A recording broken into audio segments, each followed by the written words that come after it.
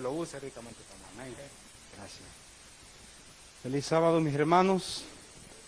A veces nos da un poquito de temor aquí arriba, ¿verdad? Al principio y después nos soltamos. Gracias a los ancianos, al hermano Giovanni, al pastor Grajales por hacerme la invitación, a mi iglesia también, porque éramos de aquí, ¿verdad? Y estamos cerca todavía. Pero vamos inmediatamente al tema. En esta mañana le invito a que busquen en su Biblia lo que fue la lectura bíblica. Génesis capítulo 1, versículo 1. Uno de los versículos más fáciles de la Biblia. Génesis 1, 1. Amén.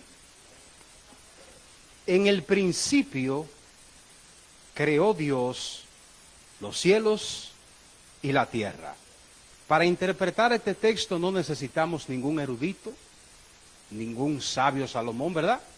Porque el texto dice claramente que los cielos y la tierra fue creado ¿por quién?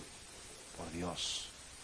Y me imagino que todos los que estamos aquí somos creacionistas, es decir, creemos que Dios es nuestro creador. No somos esas creencias diabólicas que existen por ahí, de que venimos del famoso Big Bang o de la tremenda evolución, porque yo no vengo del modo. Yo vengo de la creación ¿de quién? De Dios. Pero ¿qué tiene el Señor que presentarnos a todos nosotros en esta mañana en su texto que enumera Génesis capítulo 1, versículo 1? ¿Habrá algo más que Dios nos quiere enseñar en esta mañana a todos nosotros? Por esa razón, como ustedes pueden ver ahí, he titulado el tema En principio Dios. ¿Cómo se titula el tema? Necesito que lo mantengan en sus mentes, porque vamos a estar hablando de, en principio, ¿quién? Dios. La palabra clave es la palabra amarilla. ¿Qué dice ahí? Principio. Repetimos, el tema se titula En principio Dios. La palabra clave es principio. Así que, lo que le gusta llevar nota, preparen su papel, preparen su lápiz y bienvenido a la aventura espiritual de Génesis capítulo 1, versículo 1. Vamos a orar. Señor y Dios, aquí tengo tu santa palabra abierta delante de mis ojos. Soy tu vaso de barro. Necesitamos que tu Espíritu esté con nosotros. Limpia nuestra mente. Que en esta mañana nuestra mente, oh Jehová de los ejércitos, podamos entender el mensaje de esta mañana. No solamente entenderlo, Dios, sino que seamos hacedores de él y que tú nos puedas dar tu bendición en este momento. Que mis palabras no sean mis palabras, sino que sean palabras de vida para la vida eterna, en el nombre de Jesús. Muy bien. Vamos a ver primeramente un marco histórico del libro de Génesis. ¿Quién escribió Génesis? Patriarcas y Profeta nos dice a todos nosotros, allí, bajo la inspiración del Espíritu Santo, Moisés escribió el Génesis. ¿Qué dice el Espíritu de Profecía? Que Moisés escribió el Génesis. El Talmud judío Baba Basra, Acápite 15a, los judíos dicen lo siguiente: Moisés escribió los primeros libros, incluyendo el de Job, quien fue su contemporáneo. En primer lugar, según el espíritu de profecía, como la opinión judía, como también los cristianos, todos nosotros, conocemos que Génesis fue escrito ¿por quién? Por el profeta Moisés. Número 2, seguimos. ¿Cómo se escribió el libro de Génesis? Número 1, hay una imagen, le presento allí lo que es el hebreo antiguo, un hebreo arcaico que hoy no se escribe, porque si ustedes se dan cuenta, no sé si lo puedan notar, las palabras hebreas son extraordinariamente jeroglíficas, es un hebreo muy antiguo. Pero en la segunda imagen que le presento, se encuentra las letras o la forma de cómo se escribía el hebreo paleo. Se piensa que cuando Moisés escribió el Pentateuco, incluyendo el libro de Job, como también el libro de Génesis, lo escribió en hebreo paleo. Como ustedes ven esos garabatos, así se escribía el hebreo. Años más tarde, en los tiempos de Esdras, el hebreo evoluciona su escritura como el hebreo redondo. Hoy en día ya los judíos han perfeccionado su escritura y hoy se llama hebreo cuadrado. Pero lo que más me interesa notar es, para que ustedes se den cuenta, en este tipo de hebreo se escribió el libro de Génesis.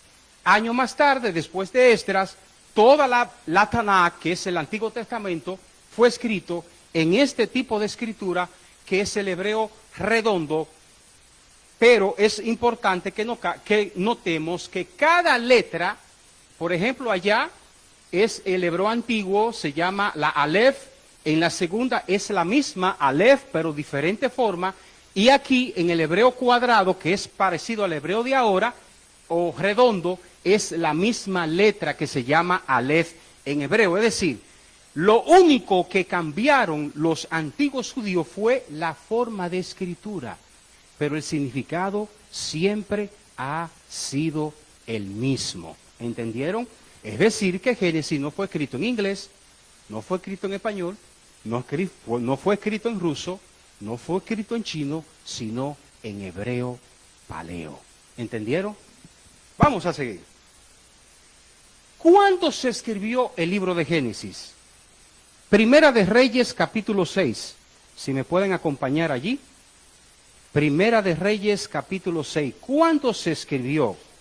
¿Cuándo? ¿En qué tiempo Moisés escribió el libro de Génesis?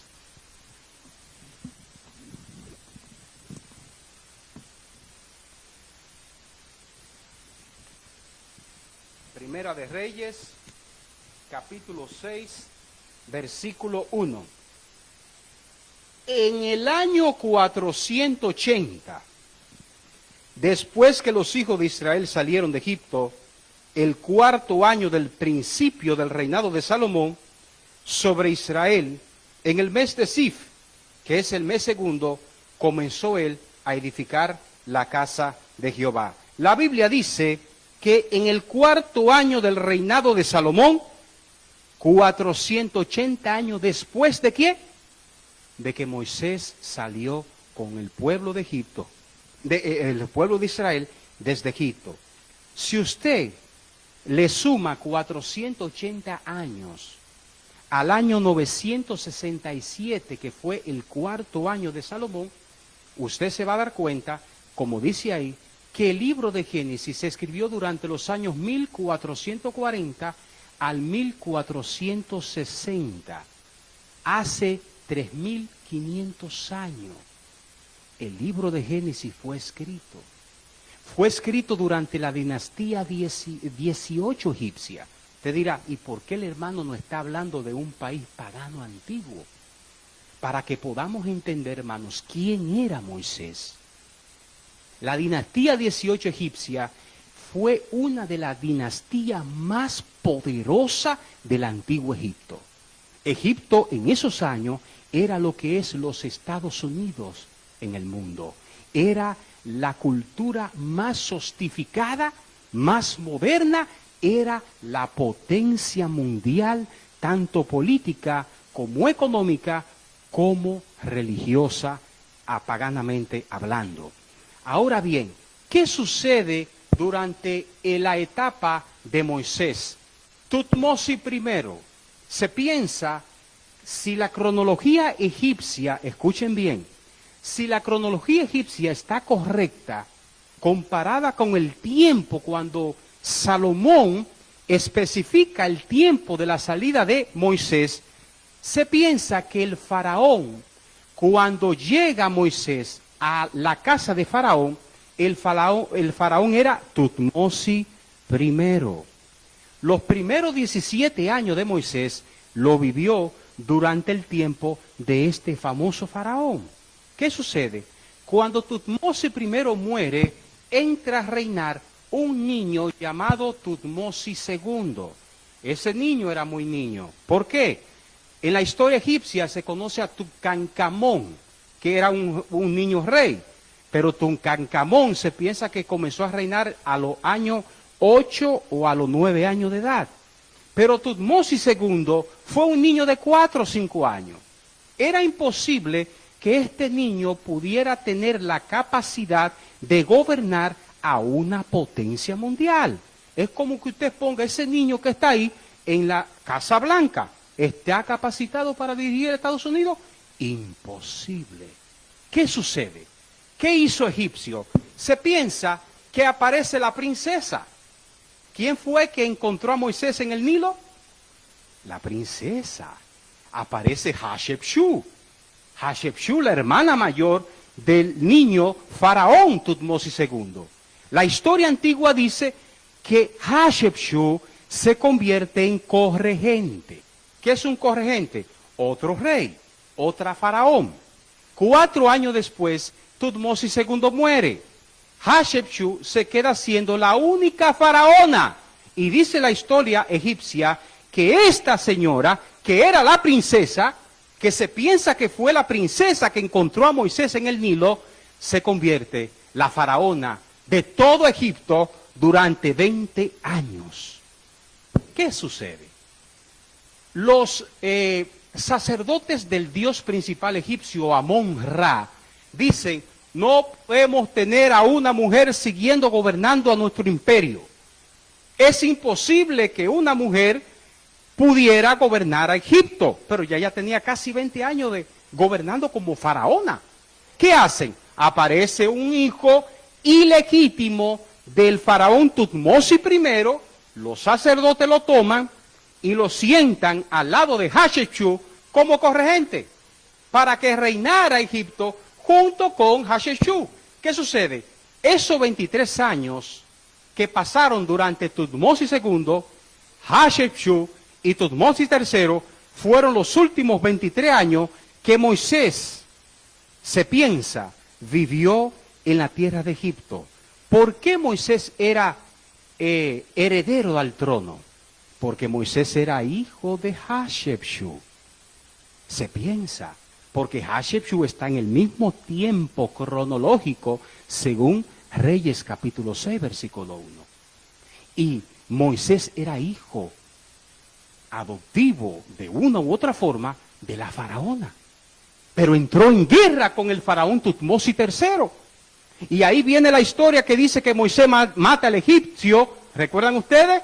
¿Y qué hace Moisés? Huye. Pero antes de eso Moisés niega el nombre que Hatshepsut le puso. Porque Moisés se llamaba Abmosis. ¿Qué significa Abmosis?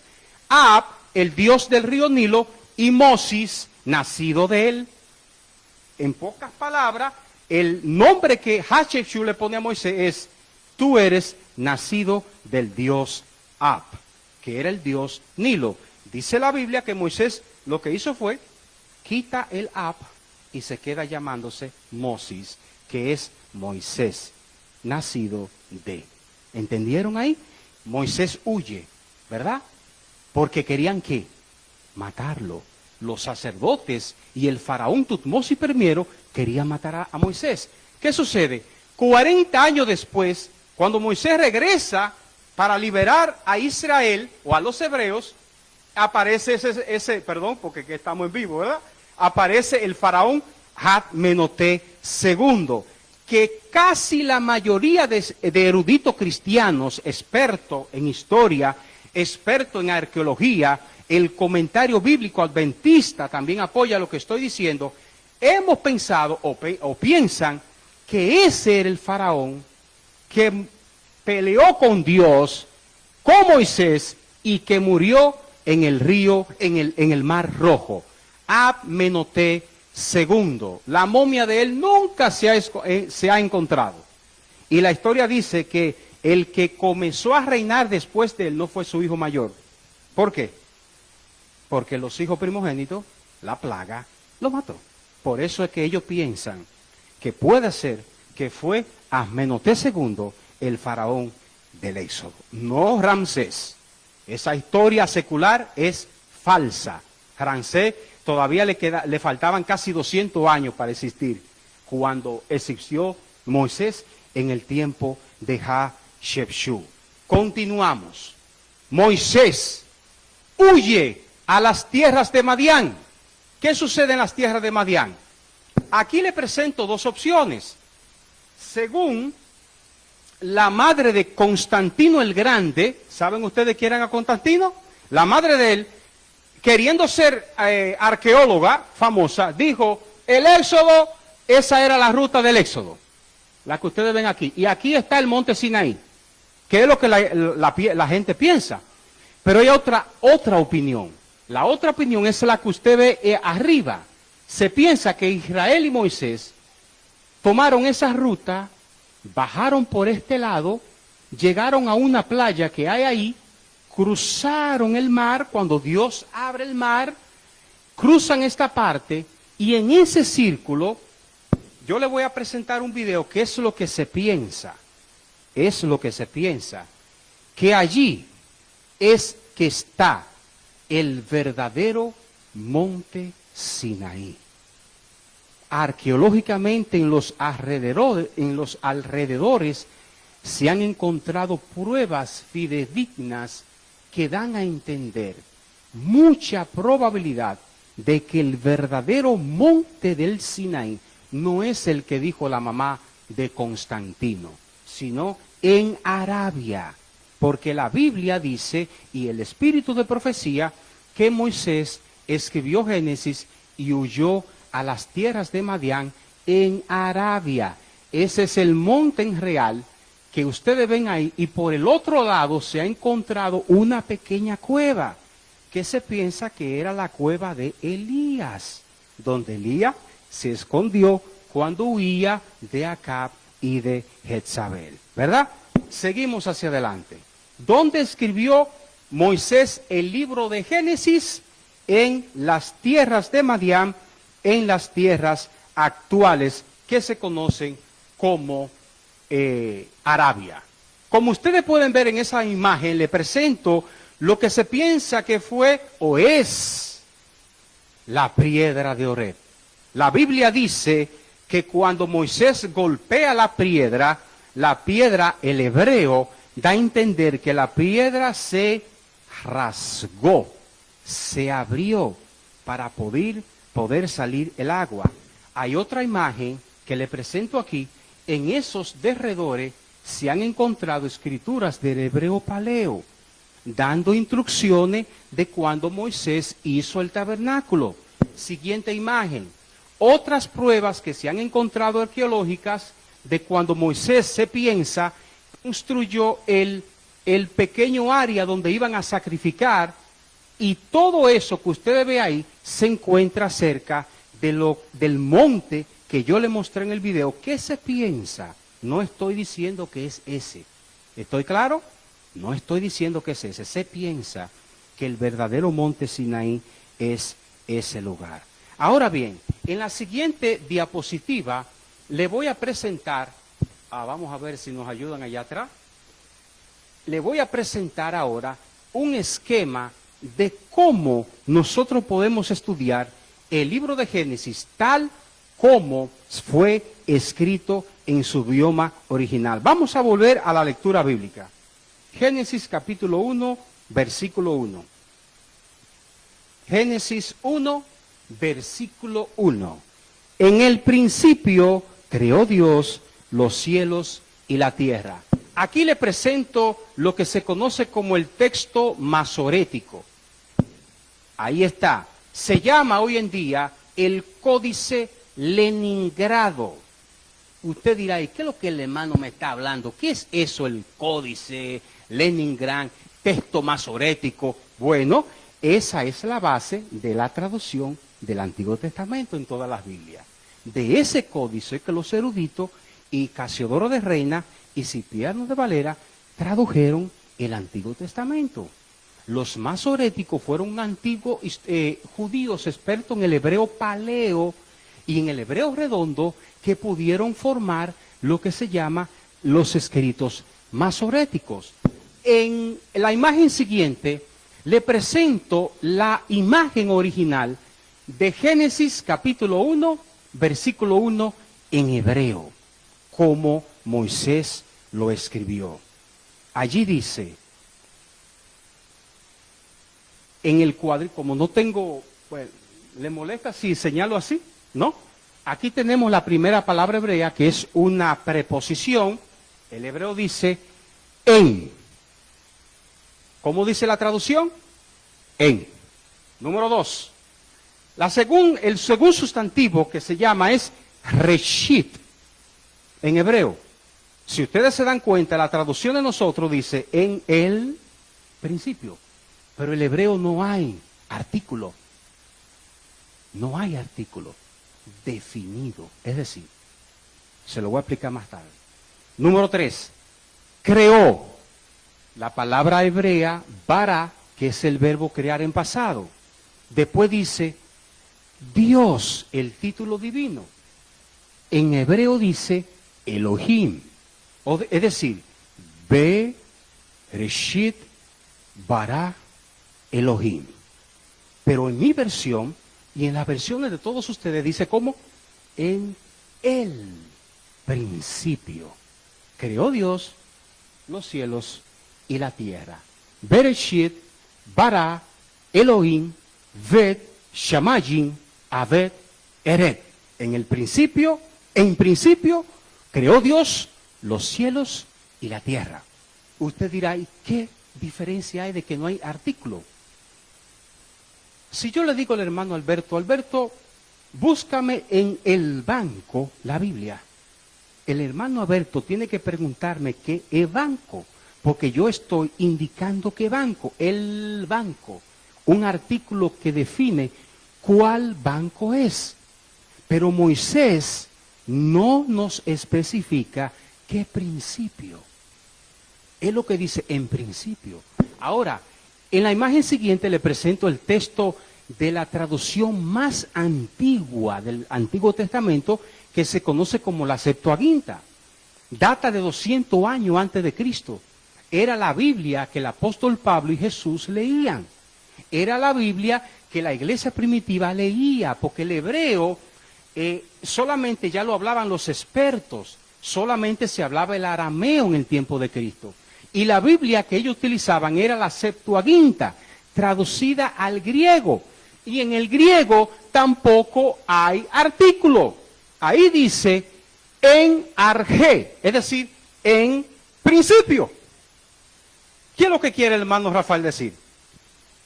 Cuando la Biblia dice en principio, está hablando de un principio eterno. No te está diciendo qué principio es. Es un principio antes de que el tiempo existiera. Un principio que nuestra mente humana no podemos entenderlo. Un principio diciéndonos Moisés a nosotros de que Dios existe desde el eterno principio y que Dios existe desde ese principio cuando nada todavía existía. ¿Entendieron? Así que el que le venga a decir a usted que el mundo tiene tantos años y que usted viene del mono, dígale, la Biblia dice que en el principio eterno ya mi Dios existía y creó dice la Biblia. Pero vamos a seguir, déjame presentarle la siguiente imagen. Reshit, ya vimos lo que es Reshit, el diccionario Strong hebreo, porque usted dirá, ¿y cómo Rafael sabe eso? Pues el diccionario hebreo, la referencia 7225, se traduce como principio, se traduce como primero, se traduce como cabeza y hay más significado que tiene esa palabra.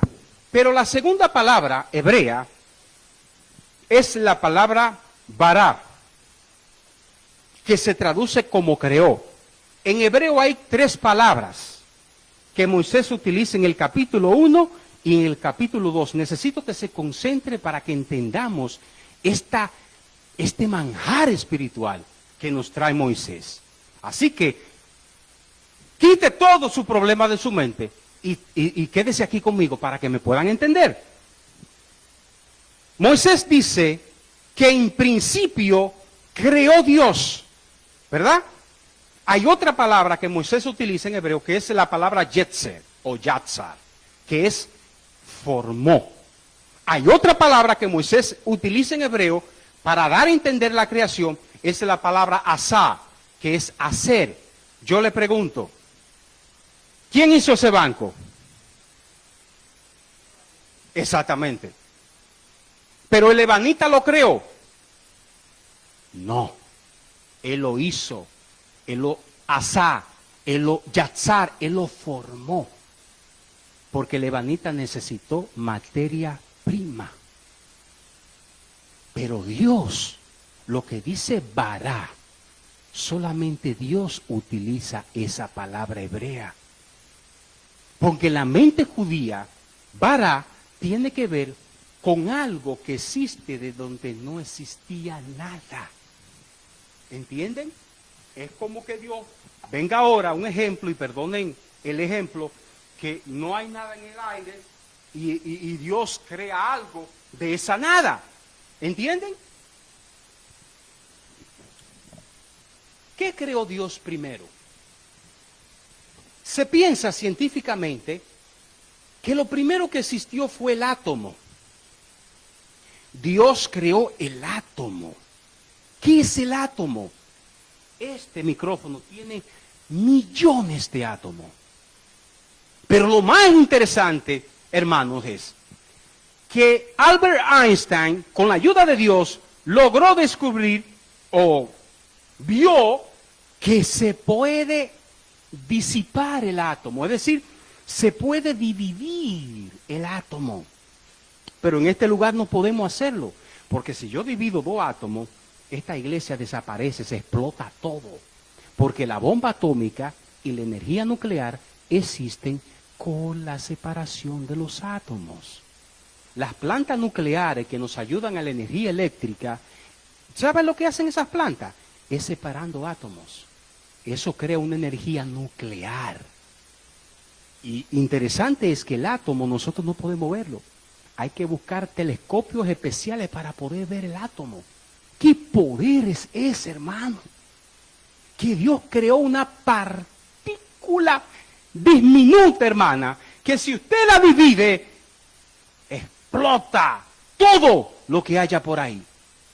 Después del átomo se crea la materia. Dios creó la materia. Y de la materia formó e hizo al hombre. Porque Dios dijo, hagamos. ¿Verdad? ¿Por qué? Porque ya Él había creado la tierra y el agua. Y Jesús tomó un muñeco, ¿verdad? Y le dio forma, y de ahí venimos todos nosotros. ¿Entendieron la diferencia de crear y hacer? Cuando una señora cocina el arroz, ¿lo crea el arroz? No, lo hace. ¿Pero quién es el creador del arroz? Dios. Él creó los cielos y la tierra y todo lo que vemos de la inexistencia. ¿Qué poder es ese? En principio, Dios, ¿verdad? Seguimos leyendo. La siguiente palabra que quiero analizar con ustedes es el título divino, Dios. Pero es interesante notar la palabra hebrea Yaha o Hayá. ¿Recuerdan ustedes la historia de Moisés y Dios en la zarza ardiente? Él le dijo, Señor, cuando vaya a tu pueblo, ellos me van a preguntar quién te envió. ¿Qué nombre le daré? Y Dios le dijo en hebreo, Hayá te ha enviado. Que se traduce yo soy, pero el hebreo no hay pronombre. El hebreo es Hayá. O sea, fue o será, o es. Significa. Pero ¿qué sucede? Dios después le dice a Moisés el famoso tetragramatón. ¿Qué es el tetragramatón? El único, oigan bien lo que le estoy diciendo, el único nombre propio que tiene Dios. El único nombre propio. Lo demás es título. Lo demás es atributo, pero no nombre. Usted dirá, ¿cómo, hermano? ¿Quiere decir que Dios no es un nombre? No, Dios es un título. Por ejemplo, el hermano, ¿cómo se llama usted, hermano? Es su nombre Moisés, pero ¿cuál es su título? Diácono. ¿Están entendiendo? Dios no es un nombre, es un título.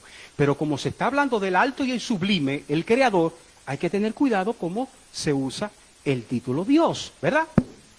Otro título bíblico que se le dé, miren ahí, por ejemplo, le presento en esa imagen pequeña el famoso tetragramatón. Son las 4 palabras que forman el nombre de Dios, que viene de la transliteración latina Jehová.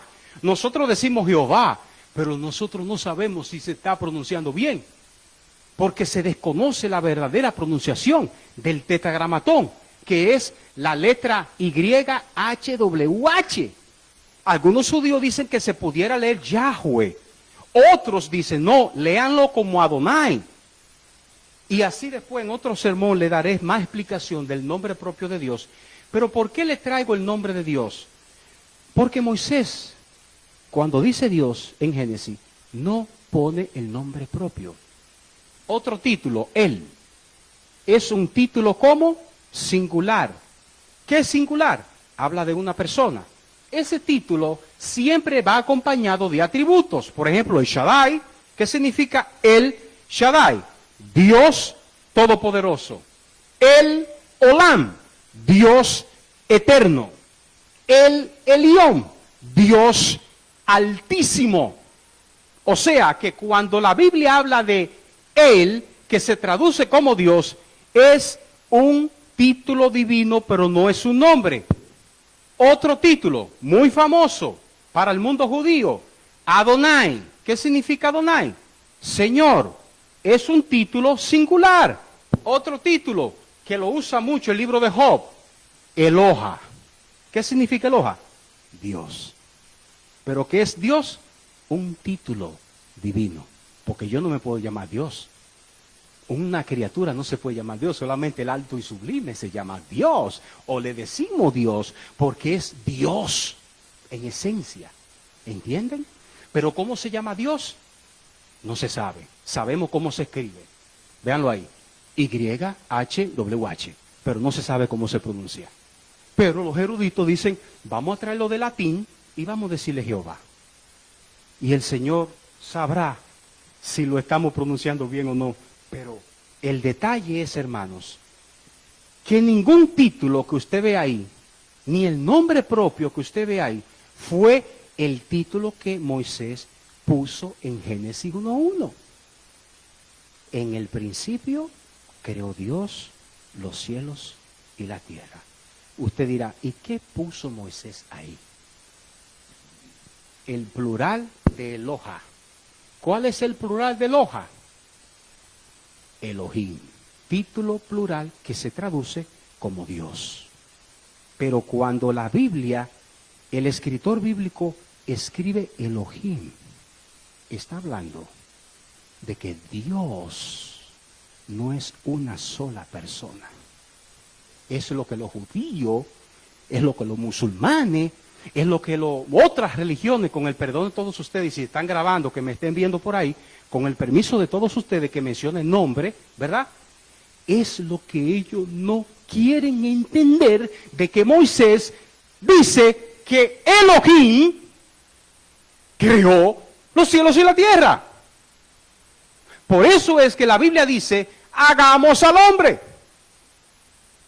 Por eso es que Pablo dice que todo fue creado a través de Jesucristo, igual que Juan. Génesis capítulo 1, versículo 2. Vayan conmigo. Versículo 2. Y la tierra estaba desordenada y vacía, y las tinieblas estaban sobre la faz del abismo. ¿Y quién estaba ahí? El Espíritu de Dios. ¿Qué dice la Biblia? Se movía. Interesante. Yakfa es la palabra que Moisés usa en la traducción movía, pero es una palabra que solamente se usa 3 veces en la Biblia. 3 veces. Y significa de cuando algo empolla, cuando algo se mueve, para que algo renazca. Es decir, que el Espíritu de Dios, que dice Pablo en Efesios 4:30, que es el Espíritu Santo, estaba en la creación. Y el Nuevo Testamento, Juan 1:1, y el capítulo entero de Juan, que lo vimos en la lección, dice que Cristo es creador. Entonces, hermanos, una prueba existente de que nosotros somos creados por Elohim. Por más de una persona divina. Es lo que Moisés nos quiere dar a entender a todos nosotros. Pero ¿cuándo fue que se creó todo? En principio. Recuerden el título. En principio. Elohim. ¿Quién es Elohim? Yahweh, Rey de Reyes. Yahweh, el Redentor. Porque hay dos Jehová en el Antiguo Testamento. Génesis, Isaías. Jehová, el Rey de Israel, y Jehová, el Redentor. O otro nombre que Jesús le da al Padre, Jehová el Señor, y Cristo se llama Jehová el Redentor. Y el Espíritu Santo, que es un misterio, su forma de trabajo, hasta el momento nos ha revelado el Señor que su nombre es el Espíritu de Dios. ¿Están entendiendo? Seguimos. ¿Cómo creó Dios el mundo y todo lo que existe? Versículo 3. Y dijo Elohim. Recuerden ustedes, Elohim dice ahí en hebreo. Piensen que no es solamente el Padre. Y dijo Elohim, sea la luz, y fue la luz. La palabra dijo viene del hebreo amar. Es decir, que cuando usted dice amar, usted está hablando hebreo y está diciendo todo eso significado.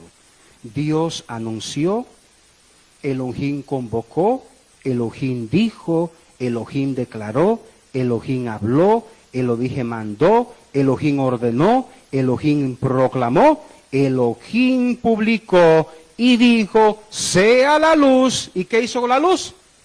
¿Apareció de dónde? De la nada. Ese es el poder de nuestro Dios. ¿Cuántos componentes atómicos forma el agua?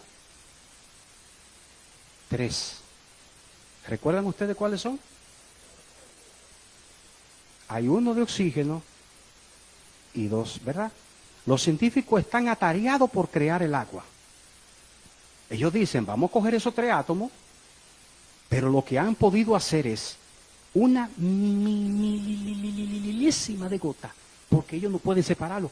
Para eso, ellos crear el agua, ellos tienen que buscar un lugar para separar todos esos átomos y se explota todo. O sea, es imposible ellos crear el agua, porque si ellos dicen, está formado de esos 3 átomos, pues vamos a hacerlo. No se puede, porque el poder de Elohim solamente pertenece ¿a quién? A Elohim. Acuérdese, a Elohim. Padre, Hijo y Espíritu Santo. ¿Están entendiendo? Seguimos. ¿Qué nos quiere decir el Señor en esta mañana a través de este hermano que está con todos ustedes? Hablándole de hebreo y hablándole cosas raras, ¿verdad? ¿Qué enseñanza podemos nosotros obtener de este maravilloso versículo? En principio creó Elohim los cielos y la tierra. En principio. Mateo, capítulo 6. Vamos a ir a Mateo, capítulo 6. Ok, vamos. Estamos en vivo, hermanos. Ya estamos terminando, no se preocupen. Mateo, capítulo 6. Véanlo allí. Versos 25 al 36. ¿Cuál es la enseñanza teológica que el Señor quiere enseñarnos a todos nosotros? Mirad de las aves. Vamos a leer del 26. ¿Qué dice Jesús? Miren las aves del cielo. No siembran, no ciegan, no recogen granero, y vuestro Padre Celestial, ¿qué hace? Las alimenta. ¿No valen mucho más ustedes? Sigue diciendo. ¿Y quién de ustedes podrá, por mucho que se afane, añadir a su estatura un codo? ¿Quién? ¿Usted puede hacer crecerse un pie más? Y por el vestido, ¿por qué os afanéis? Consideren los lirios del campo. Los lirios del campo. Les voy a mostrar cuáles son los lirios que el maestro se hablaba allí. Si me pueden ayudar allá atrás. Los lirios del campo, damas. ¿Cómo ustedes ven esas flores? Estas son bellas también, ¿verdad? Pero esos son los lirios que el maestro... No, la anterior, por favor, ¿dónde está? Esa. Esos son los lirios que el maestro especificaba. Y miren cómo dice Jesús. Consideren los lirios del campo, cómo crecen y no trabajan ni hilan. Pero le digo a ustedes que ni aun Salomón, con toda su gloria, se vistió. Interesante que el maestro dice que ni Salomón se vistió como esas flores. Y usted dirá, ¿y quién fue Salomón? La Biblia dice que todos los años le entraban 666 talentos de oro. Eso es igual a 23.000 kilogramos de oro. Eso es igual a 23 toneladas de oro.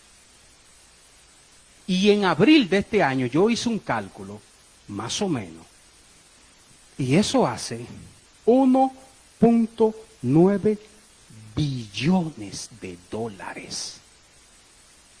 Una cifra incalculable, porque estamos hablando de 3.500, de 3.000 años atrás. Más Salomón vivió en los años 900 antes de Cristo. Estamos hablando de 3.000 años atrás, que 1.9 billones de dólares es una suma, hermano Alberto, incansable. Tuvo 1.000 mujeres. Y cuando escribió Eclesiastés dijo, yo me di todos los placeres que el hombre se puede dar y vi que todo es vanidad. No hay un ser humano en esta tierra después de Cristo que fue tan inteligente y sabio como el sabio Salomón. Rico como el sabio Salomón.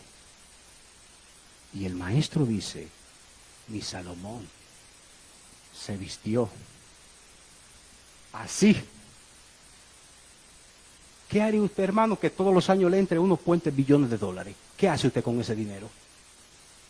¿Y por qué el maestro dice que Salomón no se vistió como esos lirios, teniendo tanto dinero? ¿Y qué hace esa flor? ¿Recibe oro? ¿Recibe oro? En parte sí, pero ¿quién es que le da el tamaño? Es Dios. Ella no hace nada. Ella no se afanan por crecer. Ella no pierden su tiempo afanándose en las cosas de la vida. Porque Dios la bendice. Igual que los pájaros. Sigue diciendo, pero les digo, versículo 30. Y si la hierba del campo, que hoy es y mañana es echada en el horno, Dios la viste así, ¿no hará mucho más con ustedes, hombre de poca fe? No se afanen, pues, diciendo, ¿qué comeremos, o qué beberemos, o qué vestiremos? Porque los gentiles buscan todas esas cosas. Pero vuestro Padre Celestial sabe qué necesidad de toda, o sea, el Padre sabe cuál es tu necesidad. Él sabe cuál es tu necesidad. Pero lo más interesante en esta mañana es el siguiente verso. ¿Qué dice Cristo? Mas buscad primeramente el reino de Dios y su justicia, y todas estas cosas os serán añadidas. Y yo puse ahí, como dice Moisés, Bereshit Elohim. En principio, Elohim. El principio de tu vida tiene que ser Elohim. Recuerden, Elohim, el Padre, el Hijo y el Espíritu Santo. Entonces, hermano, ¿por qué te afana tanto? ¿Por qué tú te afanas tanto en este mundo que va a perecer? ¿Acaso te va a llevar tú algo cuando muera? ¿Acaso viniste del vientre de tu madre, como dice Job, con riquezas? ¿Por qué te afana? Ay, que el teléfono, que un carro, que una casa. ¿Y la vida espiritual dónde está? El gran maestro se aproxima, hermanos. Y lo que nos ofrece es mejor que esta tierra. Un hijo mío me dice, uno de mis dos hijos, papi, habla PlayStation en el cielo. No será necesario porque eso es del diablo. Porque yo le digo, papi, en el cielo seremos para toda la eternidad felices.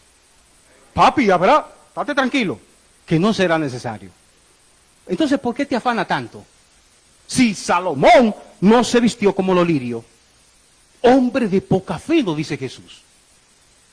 ¿Por qué te afana tanto? Ven a la iglesia, conságrate a Dios. ¿Cuál es tu principio? ¿Quién es tu primer lugar? ¿Quién es? Muchas veces nuestro principio en la mañana es,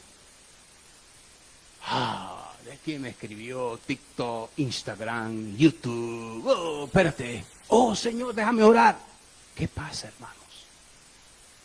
¿Quién es tu principio? ¿Es tu esposo? ¿Es tu esposa? ¿Es tu novia? ¿Es tu novio? ¿Es tu hijo? ¿Es tu trabajo? ¿Es tu carro? ¿Es la escuela? Son las deudas, los biles, la tarjeta de... ¿Cuál es tu principio? No te afanes. No te afanes. Porque el maestro nos prometió que si lo ponemos en primer lugar, todo será resuelto. Pero ¿qué pasa con la fe de nosotros? No, primero TikTok, Twitter, WhatsApp, mi amiguito, mi fulano, que la escuela, que el examen, y después, oh Señor, me acordé de ti. Y nunca salimos de los problemas, porque los problemas se resuelven practicando el Bereshit Elohim. En principio, Dios Padre. En principio, Dios Hijo. En principio, Dios Espíritu Santo. No te preocupes por nada, solamente por tu salvación. Con temor y temblor. Poniendo a Elohim en primer lugar, no hay trabajo, va a aparecer. ¿Me van a sacar de la renta? Va a aparecer. No tengo papeles que Donald Trump ganó. Hermanos, ¿por qué te afanas? ¡Ay, que Donald Trump ganó! ¿O qué? Tranquilo. Probad que yo soy Jehová de los ejércitos. Y que cuando mi palabra sale, es como la lluvia. ¿Qué hace la lluvia? Hace que crezca la vegetación para que usted y yo comamos. Cuando la palabra de Dios sale de su boca, sale y hace su objetivo porque no vuelve a él vacía. Y el maestro nos promete más, practica en el principio Elohim y todo lo que tú necesitas, si es su voluntad, se te va a dar. Porque cuando tú vas a tu casa, a tu cama, ya con esto termino, a orar, el maestro dijo, hombre de poca fe, ya el Padre sabe lo que tú vas a pedir, pero hay que pedirlo para crear el hábito de la oración. Pero hombre de poca fe, comenzando conmigo, ¿por qué te afanas? ¿Por qué pones al mundo en primer lugar? ¿Por qué pones al mundo, a WhatsApp, TikTok, a toda la cosa vana de este mundo en primer lugar? ¿Por qué lo pones? ¡Ay, tengo cáncer! No te preocupes. ¿Están grabando aquí? Amigo, no te preocupes. No te afanes. No te afanes. Te lo estoy repitiendo para que te vaya, aunque comas ahí y no se te olvide de tu mente. No te afanes por la cosa pasajera. Nada imposible hay para Elohim, porque Él creó el átomo. Y si tú lo divides, todo esto explota. Y nada puede vivir cuando explota un átomo. Ese es Dios. Ese es el Padre, el Hijo y el Espíritu Santo. ¿Acaso hay algo imposible para